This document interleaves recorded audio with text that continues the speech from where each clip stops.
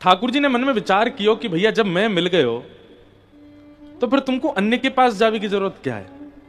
भाई साक्षात आपका यदि संबंध राष्ट्रपति से हो गया तो आप नीचे कार्यकर्ताओं के पास ही क्यों बैठे हो, उन्हीं को रिझाने में क्यों लगे हो, उन्हीं के साथ ही उठ बैठ क्यों रहे हो, उन्हीं के साथ ही आपका इतना वो क्यों है। जब सीधे संबंध उनसे ही है, जब सीधा डायरेक्ट नंबर आपके पास में राष्ट्रपति का है, तो आप किसी और को फोन क्यों करोगे। वो एक प्रकार से समय का भी व्यर्थ है, धन का भी व्यर्थ है, और कहीं ना कहीं आपके कार्यों में भी कहीं ना कहीं वो एक रुकावट जैसी है। आपका सीधा संबंध जब किसी श्रेष्ठ व्यक्ति से, तो सीधे उसके पास जाइए। ठाकुर जी ने मन में विचार किया कि भाई मैं इन्हें मिल गो, लेकिन जे अब भी वह इंद्र ना छोड़ रहे। एक बात याद रखिएगा, ठाकुर जी को सबसे ज्यादा चिंता कब होती है, जब हम ठाकुर जी के शरणागत हो जाते हैं और उसके बाद भी हमारे जीवन में घटने वाली घटनाओं पर हमको ठाकुर जी पे भरोसा नहीं होता।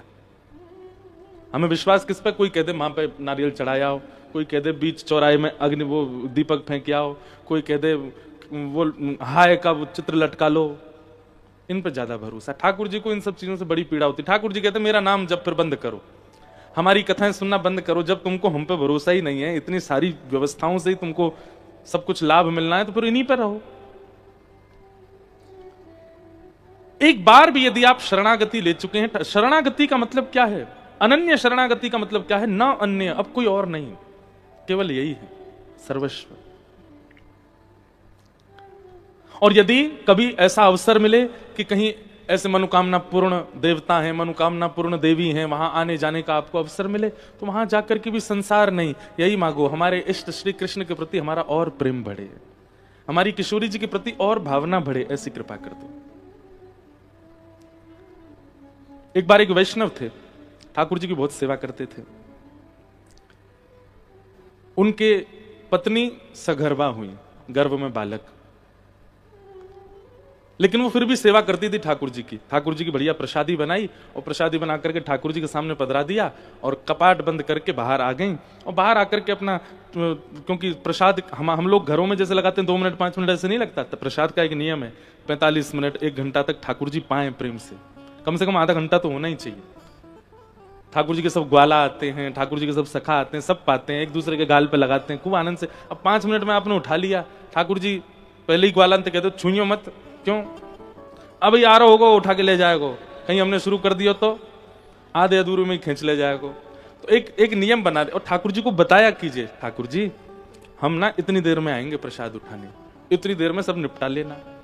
तो ठाकुर जी सब सखाओं को बुलाते हैं, प्रेम से पाते हैं, एक दूसरे को पवाते हैं। या फिर आप निकुंज के उपासक हो तो निकुंज में श्री जी आती हैं, सखियां आती हैं, सब आपस में पाते हैं। तो वो पर्दा बंद करना या ठाकुर जी के पास थोड़ी देर प्रसाद रख के उसको ना देखना, वो ठाकुर जी सहज होते हैं उसमें।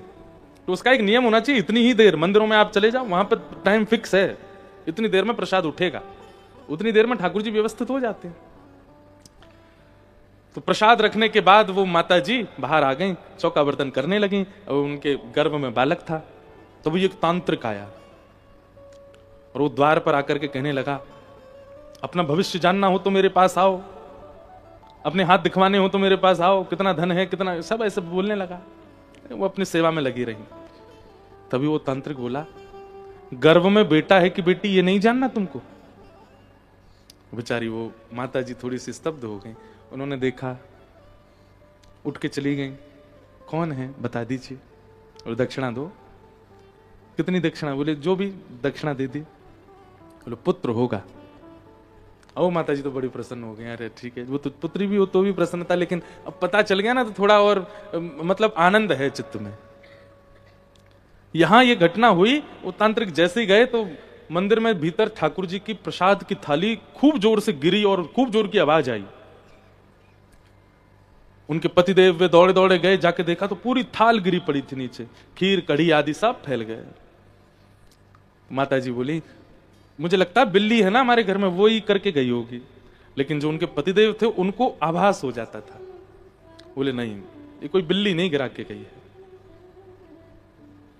ठाकुर जी का मुखमंडल देख करके ऐसा लग रहा है कि ठाकुर जी नाराज है। हमेशा ऐसा नहीं होता कि आपके घर में अगर कभी प्रसाद गिर जाए या हाथ से दीपक गिर जाए या आरती छूट जाए तो हम लोग कहीं ना कहीं ये सोचते हैं ठाकुर जी हमेशा नाराज नहीं है ठाकुर जी। वो कोई वैष्णव ही बता सकता है कि नाराज में किया कि ठाकुर जी ने खेल के किया।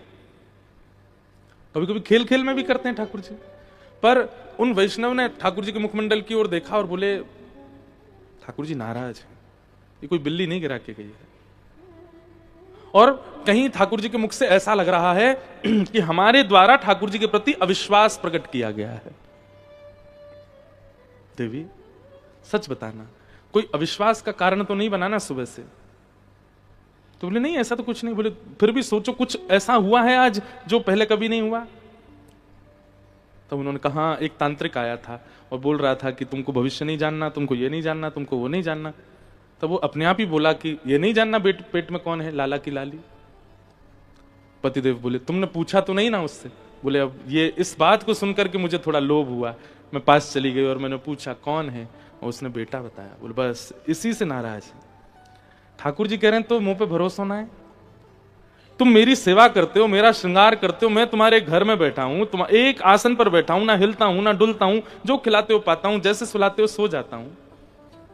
मुझ पे भरोसा नहीं है कि मैं जो करूंगा या जो तुम्हारा जीवन है वो मेरे अधीन है, मैं सब मंगल करूंगा। तुमको अभी भी जानने की आवश्यकता क्यों है? क्षमा प्रार्थी हुए दोनों और फिर दोबारा रसोई बनाई, तब ठाकुर जी ने भोग लगाया। तो ठाकुर जी को एक बात कह दूं, अंग्रेजी भाषा का शब्द है ना, बहुत पॉजेसिव हैं ठाकुर जी।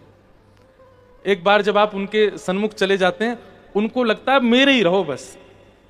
जैसे हमको लगता है ठाकुर जी का कि आप हमारे रहो, ऐसे ठाकुर जी को भी एक बार भी हम उनके सन्मुख जाते हैं ना, दोनों भुजा उठा करके श्री राधारमण लाल, श्री राधा वल्लभ लाल, प्यारे कुंज बिहारी लाल, प्यारे गिरधर लाल कहकर के जब पुकारते हैं ना और नतमस्तक होते हैं, तो फिर ठाकुर जी ध्यान रखते हैं।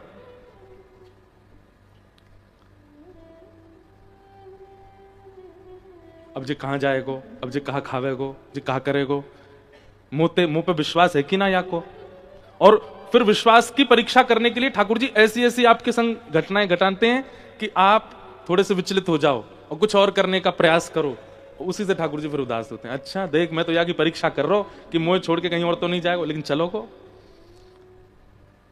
परमात्मा ईश्वर वो निर्विकार है, निरीह है, पर वृंदावन चंद के रूप में जब उनका आप यजन करते हो तो सर्वगुण संपन्न हो जाते हैं। वो उनको पॉजेसिवनेस भी होती है, उनको प्रायोरिटी भी चाहिए, उनको अपनी केयर भी चाहिए, उनको ये भी है कि आप उनसे दूर ना जाओ, कहीं आपका अन्यत्र समय ना घटे, कहीं अन्यत्र आपका पैसा ना बर्बाद जाए। इन सब की चिंता ठाकुर जी को होती है। वही चिंता ठाकुर जी को ब्रजवासियों के लिए हो रही है। ये हर वर्ष 56 भोग बना के बाद इंद्र की पूजा करें, मैं परमात्मा घर में बैठा हूं, मुझे जय ना माने। तो ठाकुर जी को यहां पदवी से दिक्कत नहीं है। ठाकुर जी को केवल यह है कि इतने ब्रजवासी इतना समय और इतना धन व्यय कर देते हैं एक देव को पूजने में जिसका कोई फल नहीं मिलने वाला इनको, क्या फायदा उसका? उसकी आराधना करनी चाहिए, उसकी पूजा करनी चाहिए जो आपका भाग्य बदलने की सामर्थ्य रखता हो। जो आपका भाग्य ना बदल सके उसकी आराधना कैसे? इसलिए हम वृंदावनियों के लिए एक ही ठाकुर है हमारो, श्री गोवर्धन नाथ, और कोई नहीं।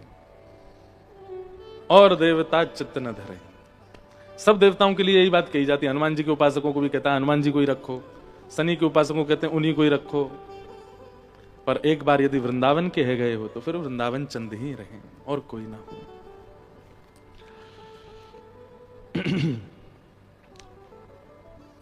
दूसरा, पूजा उसकी कीजिए जो भाग्य बदलना जानता हो।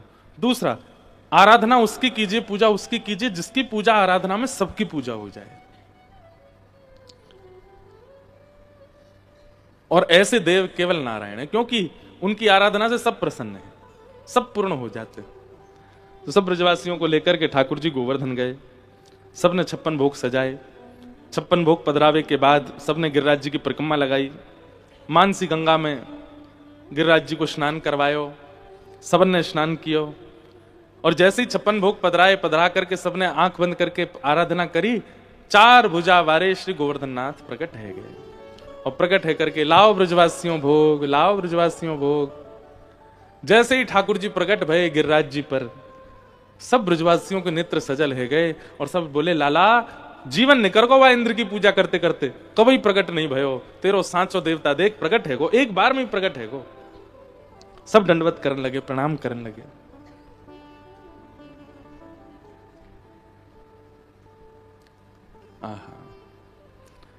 सब ब्रजवासी आनंद मग्न में आ गए। अब सबन ने कही भैया प्रथम पूजा कौन करेगा इनकी? कोई कहे नंद बाबा करो, कोई कहे ये करो ये करो। तब सबने मिलके कही भैया जाने देवता को पतो बताओ, वही करेगा पहली पूजा। लाला तू ही कर। हमें ये लीला इतनी अच्छी लगती है, इसमें कोई ऐसी विशेषता नहीं, पर सोच करके बहुत सुख मिलता है कि ठाकुर जी की सेवा सबने करी, ठाकुर जी की आरती सबने करी, ठाकुर जी को भोग सबने लगायो, लेकिन आज गोवर्धन लीला वाले दिन ठाकुर जी ही ठाकुर जी की आराधना कर रहे हैं, ठाकुर जी ठाकुर जी की पूजा कर रहे हैं, ठाकुर जी ठाकुर जी को भोग लगा रहे हैं। ठाकुर जी एक थाल लेकर के पूजा को ऊपर चढ़े और यहां मंद मंद ठाकुर जी गिरिराज जी को देख के मुस्कुरा रहे हैं और गिरिराज जी ठाकुर जी को देख के मुस्कुरा रहे हैं। एक जैसे हैं दोनों, बिल्कुल कोई अंतर नहीं है। बस हाँ, गिरिराज जी को नेक श्रृंगार विशेष है, नेत्र एक जैसे, नाक एक जैसी, ओष्ठ एक जैसे, कान एक जैसे। कई गोपी तो कहीं यशोदा मैया हमें तो लगा तुमने छुप छुप के या गिरिराज बाबा की खूब पूजा करी, यही मारे लाला बिल्कुल इन पे ही गयो, तुम गोरी नंद बाबा गोरे जे कहां तिकारो है गो, जरूर तुमने गिरिराज जी की पूजा करी, वही ते भयो है। मैया बोली सांची पूछा तो मैं तो खुद पहली बार आई हूं, मैंने तो ना करी आके आराधना, नंद बाबा ने करी होगी। बिल्कुल एक जैसे हैं दोनों। आहा, इस लीला को देख करके सब आनंदित हो रहे हैं, पर आनंद की चरम सीमा होने लगी किशोरी जी को। किशोरी जी कह रही हैं आज तक हमने लाला को खवायो, हमने तिलक कियो, हमने बलैया ली, पर आज ठाकुर जी अपने ही रूप को खवा रहे हैं, अपने रूप की बलैया ले रहे हैं। कितना सुंदर पद है, यह लीला सब करत कन्हाई, यह लीला सब करत कन्हाई, एक रूप सो गिरिधर पूजे, एक रूप सो गिरिधर पूजे, और एक रूप पुजवाई, एक रूप पुजवाई। अब ये चिंतन करो, ठाकुर जी ऐसे रोरी ले रहे हैं हाथ में और गिरिराज जी को लगा रहे हैं, और श्री गिरिराज जी जो कि कृष्ण ही हैं, वो अपने ऐसे शिखा पे हाथ धर के तिलक लगवा रहे हैं। तिलक लगायो, तिलक लगावे के बाद ठाकुर जी मोहन थार आदि सामग्री लेके गए, नंद रानी ने जो बनाई, सो लाल जी ऐसे लेकर के गिरिराज जी के मुख की ओर कर रहे हैं, और गिरिराज जी प्रेम से नेक से मुंह खोल के पा रहे हैं। ठाकुर जी कह रहे हैं नेक ज्यादा खोल ले, नेक ज्यादा पा लियो, तो नेक और बड़ो खोल के नेक पायो, और जितनो बच गयो वाकू गिरिराज जी ने लेकर के फिर लाला को पवा। अब आप पाओ, एक दूसरे को उच्छिष्ट पा रहे हैं। यह लीला दूर खड़ी श्री जी देख रही हैं और दूर से ही बलैया ले रही हैं दोनों उनकी। आहा, कितने सुंदर लग रहे हैं दोनों, अलग नहीं है, एक ही है। ठाकुर जी ने आरती करी, अपने ही रूप की आरती कर रहे हैं। पहले चरणन की आरती, फिर घुटनेन की आरती, फिर नाभि की आरती, वक्ष की आरती, अंत में मुख की और फिर सर्वांगीण अंग की आरती। श्री जी सब सखींत कह रही हैं, इनकी नजर सबने उतारी, आज खुद की नजर उतार रहे हैं, और फिर नजर उतार के आरती करके ठाकुर जी अपनी बलैया ले रहे हैं। इस सब लीला देख करके इतनी प्रेम में विभोर होती जा रही हैं श्री जी।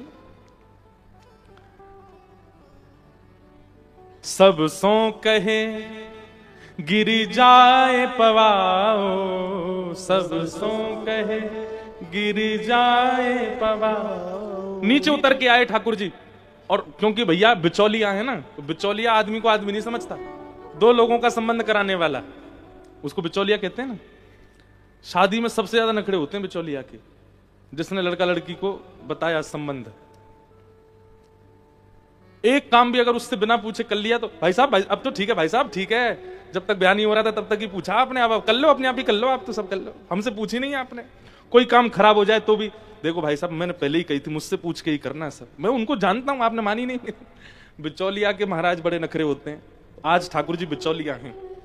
ऊपर से नीचे उतर के आए और नीचे आके ऐसे ठाड़े आ गए और ठाड़े आकर के बोले, हारी गोपियों सबरी दिखाओ काका बना के लाइयो। ऐसा गोपी कह रही, लाला हमने मोहनथार बनाई, हमने मेवा बाटी बनाई, हमने काजू कतली बनाई, हमने बादाम पाक बनाई।